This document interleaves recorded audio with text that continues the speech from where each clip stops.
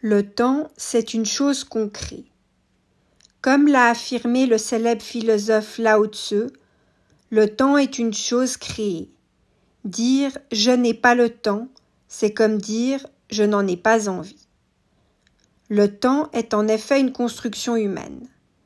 Il n'existe pas de manière tangible dans le sens qu'il ne se touche pas et ne se voit pas.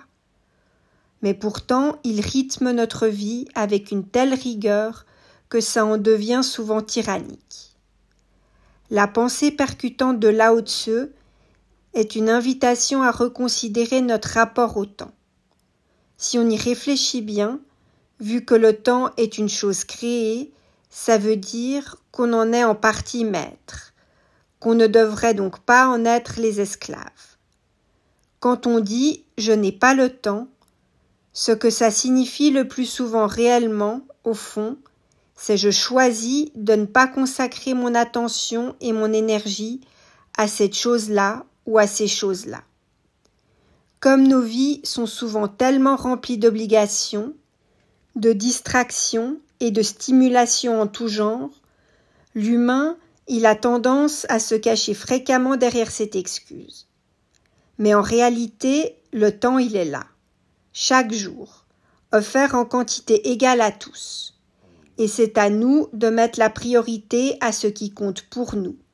C'est nous qui avons le choix de donner la priorité ou non à telle ou telle chose. Si vous y réfléchissez bien, si quelque chose vous tient vraiment à cœur, vous trouverez du temps pour vous y adonner. Vous vous organiserez en sorte de pouvoir le faire. Donc en fait, c'est pas vraiment le temps en soi qui manque, c'est l'intention. Dire qu'on n'a pas le temps, c'est donc au final pas très honnête. On devrait plutôt dire « c'est pas ma priorité » ou « j'ai choisi de faire autre chose ». Mais oui, c'est une situation inconfortable parce qu'elle nous responsabilise dans nos refus. L'excuse extérieure « je n'ai pas le temps » est tellement plus confortable et tellement facile. C'est pour ça qu'elle est aussi tant utilisée dans nos vies de tous les jours. Et d'ailleurs, souvent au point qu'on finit soi-même par vraiment croire honnêtement qu'on n'a pas le temps. Alors qu'en réalité, si on le souhaitait, on le trouverait, ce temps. Le temps, bien que limité dans une vie humaine, est un espace que chacun d'entre nous remplit selon ses propres valeurs. Chaque minute est un acte de choix. En accusant un manque de temps, on évite en fait simplement d'avouer que certaines choses ne comptent pas tant que nous le prétendons en fait. Vu qu'on gère donc notre temps, si notre vie nous convient pas, on peut tout à fait choisir de réinventer notre temps de telle sorte que notre vie convienne davantage à nos besoins. Davantage à ce qui compte vraiment pour nous. Mais pour ça, il faut d'abord prendre le temps de réfléchir à ce qui est vraiment important pour soi. Sachez donc que si le temps est créé, alors notre manière de vivre ce temps l'est aussi, et elle dépend de nous. Dans cette optique, affirmer « j'ai pas le temps », c'est s'enfermer à tort dans la croyance qu'on est à la merci d'un rythme imposé, sans pouvoir réel sur notre vie. Et pourtant, le temps est un outil, et chacun d'entre nous a la responsabilité et le droit de décider comment l'utiliser. Le temps est également une question de perception. Deux personnes différentes vivront un temps déterminé tout à fait différemment. L'une percevra une heure comme une éternité, l'autre comme un éclair. Ça dépend aussi si le moment vécu est agréable ou désagréable. Et cette constatation prouve bien que ce n'est pas le temps lui-même qui importe, mais la présence qu'on investit dans l'instant.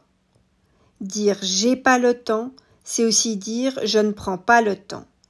Or, prendre le temps, c'est prendre sa vie en main. C'est faire un tri entre ce qui est essentiel pour soi et ce qui, en revanche, n'est qu'accessoire.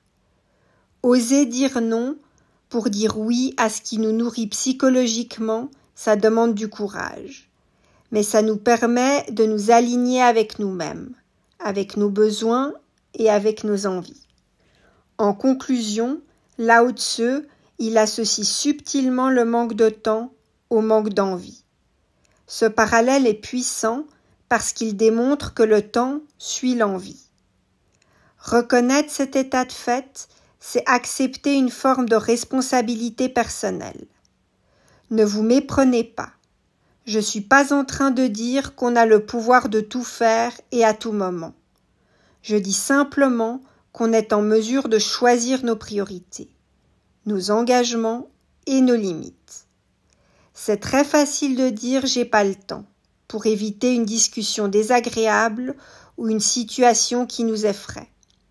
Mais gardez à l'esprit que chaque fois que vous dites ça, vous délestez un peu de votre liberté. Ne remettez donc pas votre liberté entre les mains d'un tyran à la fois invisible et intangible, qui est l'illusion d'un temps que vous ne contrôlez pas. Revenez au contraire à l'essentiel. Prendre conscience que le temps est une création, c'est se réapproprier sa vie. Redonnez donc du sens à votre manière de vivre. Et n'oubliez pas qu'il n'y a pas de temps à trouver, mais du temps à créer, pour ce qui vous anime vraiment et au plus profond de vous-même.